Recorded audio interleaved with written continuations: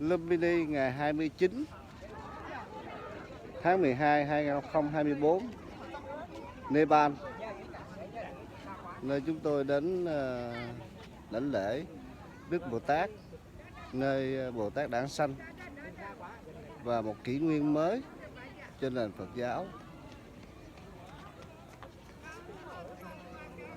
cho sự giác ngộ, đoạn tận mọi khổ đau.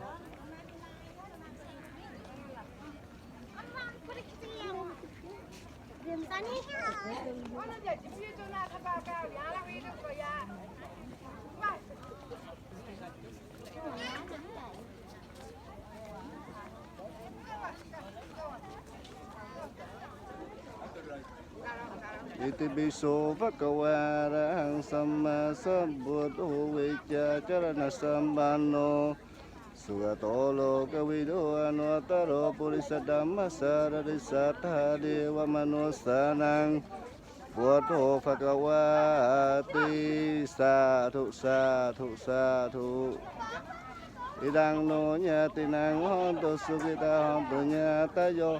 Idang no nyati nang honto sukita honto nyata yo. Idang no nyati nang honto sukita honto nyata yo. Idang watame punyang asawa kaya wa ang honto anagate kale. Sadhu sadhu sadhu.